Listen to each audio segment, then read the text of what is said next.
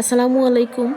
আমি আজকে আপনাদের সামনে নিয়ে এসেছি মাছ ভুনা। তো আসলে আমি আজকে রুই মাছ ভুনা করব। তো এদিকে আমি কিছু পেঁয়াজ কুচি দিয়ে হালকা বাদামি করে ভেজে নিয়েছি। এখন আমি বাটা মশলা অ্যাড করব। আমি এখানে পেঁয়াজ বাটা, জিরা বাটা আর সামান্য পরিমাণ রসুন বাটা দিয়ে দিলাম। তো আসলে এই বাটা মশলাগুলো আমি সুন্দর করে তেলে সুন্দরভাবে একটু নাড়াচাড়া করে নিয়ে নেব, যেন এর কাঁচা গন্ধটা না থাকে। আর আমার মনে হয় যে আসলে বাটা মশলা কিছুক্ষণ নাড়াচাড়া করে একটু ভেজে নিলে এর কাঁচা গন্ধটা চলে গেলে তরকারির গ্রেভিটা অনেক সুন্দর হয়। আর এদিকে তো আমি মরিচের গুঁড়া, ধনের গুঁড়া, হলুদের গুঁড়া, লবণ আর হচ্ছে সামান্য একটু পানি অ্যাড করে আমি মশলাটা সুন্দরভাবে কষিয়ে নেব।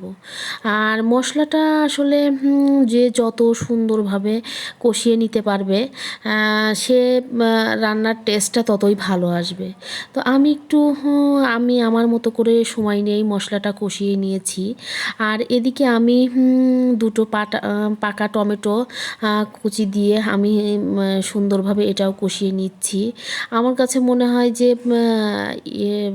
টমেটো দিলে মাছের টেস্টটা দ্বিগুণ বেড়ে যায়। তবে অনেকেই হয়তো বা টমেটোটা পছন্দ করেন, অনেকেই পছন্দটা করেন না। তবে যে যার ইচ্ছা মতো। তবে আমার কাছে ভালো লাগে, এই জন্যই আমি বিশেষ করে ভুনা টাইপের তরকারি সেগুলাতে সবসময় টমেটোটা অ্যাড করি।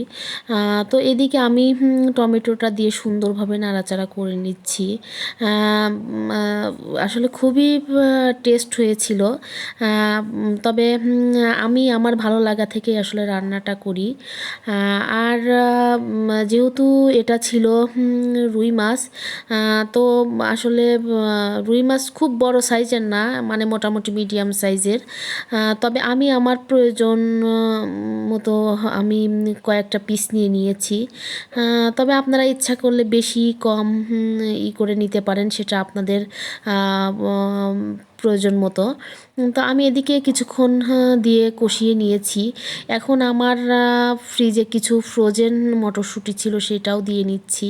আসলে আমার পরিবারের সবাই মটরশুঁটি, টমেটো এগুলো আসলে অনেক পছন্দ করে। এই জন্য আমি প্রত্যেক বছরই আসলে মটরশুঁটিটা রাখার চিন্তা করি। তো যদি ভিডিওটা ভালো লেগে থাকে তাহলে প্লিজ একটা লাইক দিবেন।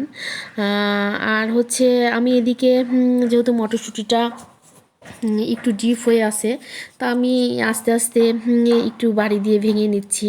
যদিও বা ভাঙতে হবে না, এটা আসলে দেখা যায় যে একটু আগুনের তাপ পেলে এমনি গলে যাবে।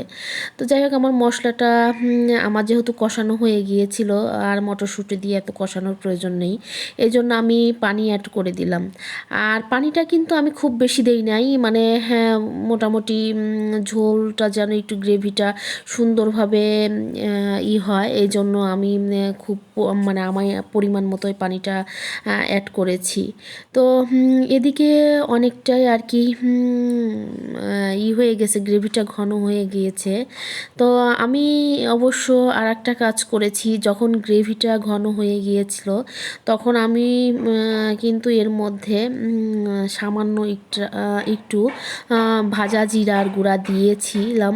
তবে আসলে বিশ্বাস করবেন না, এই রান্নাটা যে এত পরিমাণ টেস্ট হয়েছে কি বলবো। এটাই ছিল সেই আমার ভাজা জিরার গুঁড়া। তো অনেকেই আসলে ভাজা জিরার গুঁড়াটা পছন্দ করে, আমি নিজেও পছন্দ করি। আমি সবসময় বড় মাছ বা মাংসে ভাজা জিরার গুঁড়াটা আমি ব্যবহার করি। তো যাই হোক, আপনারা খেয়ে দেখতে পারেন। আর যদি ভালো লাগে অবশ্যই কমেন্টে জানাবেন কেমন হয়েছে। তবে আমার কাছে তো মাশাআল্লাহ অনেক ভালো লেগেছে। তো আজকের মতো আমি এখানেই শেষ করছি। আল্লাহ হাফেজ, আসসালামু আলাইকুম।